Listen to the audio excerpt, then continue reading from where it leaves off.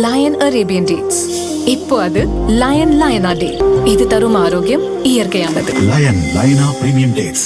இது சேவையிலே புகழ் பெற்ற கடையும் அல்லவா, இது மீனாட்சி ஃபேன் ஹவுஸின் காலம் அல்லவா. முதல்வர் விஜய் தலைமையிலான கூட்டணி ஆட்சி அமைந்த பின் 2300க்கும் அதிகமான டெண்டர்கள் ரத்து செய்யப்பட்டுள்ளன. பணிகளுக்கான செலவை விட பல மடங்கு கூடுதல் விலை புள்ளி கோரப்பட்டதால் டெண்டர்கள் ரத்து செய்யப்பட்டதாக கூறப்பட்டது. இந்த சூழலில் முதல்வர் விஜய் வசமுள்ள நகராட்சி நிர்வாகத்துறையில் உள்ளூர் அமைச்சர்கள் தலையிட்டால் குறைந்த விலை புள்ளி கோரிய டெண்டர்களும் ரத்து செய்யப்பட்டுள்ளதாக புகார் எழுந்துள்ளது.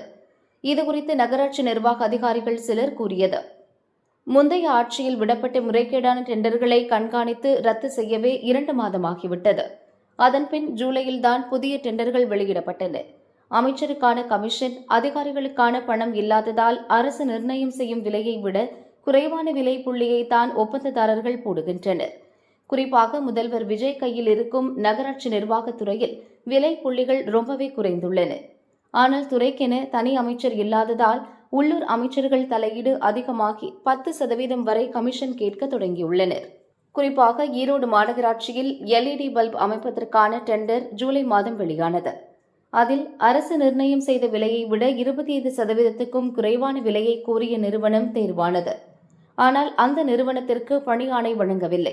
மாறாக உள்ளூர் அமைச்சரின் 2 சகோதரர்கள் நிறுவனத்தை அணுகி 10% கமிஷன் கேட்டுள்ளனர். இதற்கு மறுப்பு தெரிவித்ததால் நகர்ப்புற உள்ளாட்சி அமைப்புகளுக்கென பொறியியல் கையேட்டில் உள்ள நியாயமற்ற குறைந்த விகிதம் என்ற விதியை பயன்படுத்தி டெண்டர் ரத்து செய்யப்பட்டுள்ளது.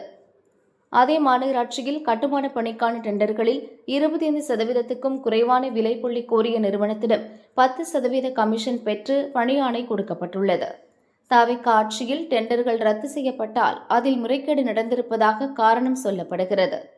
இதை கேடயமாக பயன்படுத்தியே தாம்பரம், திருப்பூர், தஞ்சாவூர், புதுக்கோட்டை உள்ளிட்ட மாநகராட்சிகளிலும் நகராட்சிகளிலும் உள்ளூர் அமைச்சர்களும் ஆளும் கட்சியினரும் தலையிட்டு கமிஷன் கேட்க தொடங்கியுள்ளனர். லஞ்ச வழக்குக்கு பயந்து அதிகாரிகள் இப்போதுதான் கொஞ்சம் மாறி வந்தனர். ஆனால் அமைச்சர்கள் கொடுக்கும் தைரியத்தால் உள்ளூர் அதிகாரிகளும் முறைகேட்டில் ஈடுபட தொடங்கியுள்ளனர் என அவர்கள் கூறினர்.